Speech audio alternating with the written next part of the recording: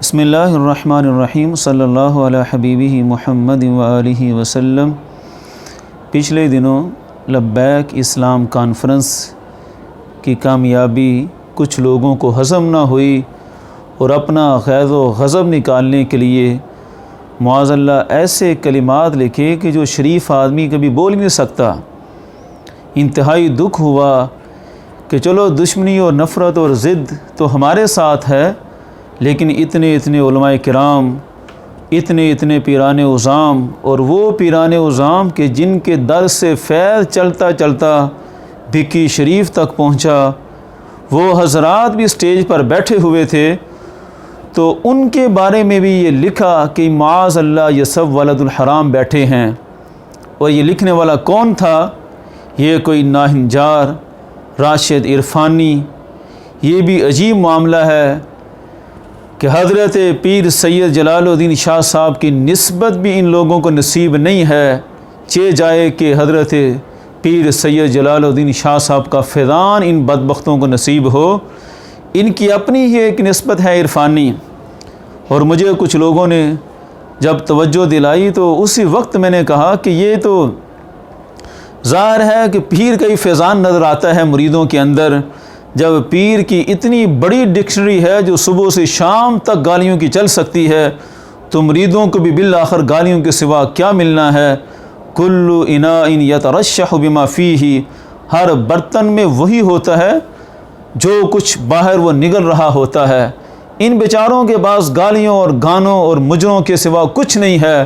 شیخ کی بھی یہی مصروفیات ہیں اور مریدوں کے پلے بھی صرف یہی کچھ ہے۔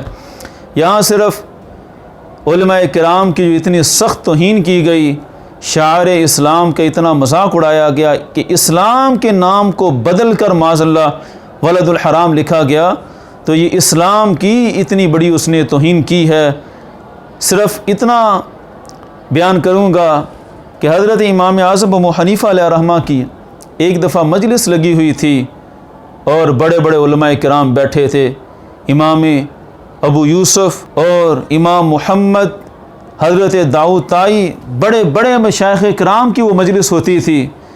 تو ایک گیند اڑتی ہوئی اس مجلس میں آ گئی، جیسے ہی گیند گئی تو فوراً سارے بچے جو قریب کھیل رہے تھے بھاگ گئے کہ بہت بڑی بات ہو گئی، امام اعظم کی مجلس میں گیند جانا یہ ہمارے لیے بہت شرم کا باعث ہے۔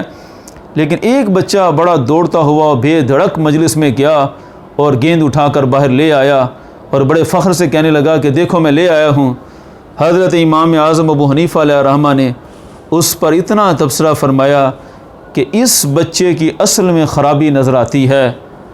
جو پاس شاگرد بیٹھے تھے حضرت امام اعظم کے فیضان یافتہ، انہوں نے کہا ہمارے استاد امام اعظم کبھی کسی کی ذات کے بارے میں ایسی بات نہیں کرتے۔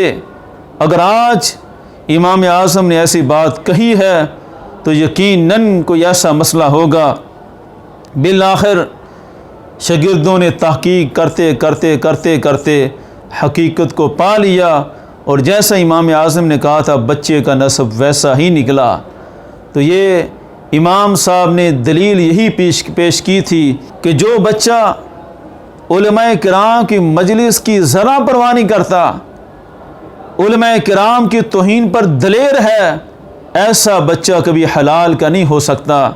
تو یہ نقشہ آج اسی کے سامنے ہے جو عرفانی ہے، وہ اتنے مقدس علماء کرام کو معاذ اللہ ولد الحرام کہہ رہا تھا کہ جن کے آستانوں کا فیض بھکی شریف تک پہنچا ہوا ہے، آج ان کی شان میں کوئی کمی نہیں آئی، لیکن کہنے والے نے اپنا نسب اور اپنی حقیقت ساری بیان کر دی ہے۔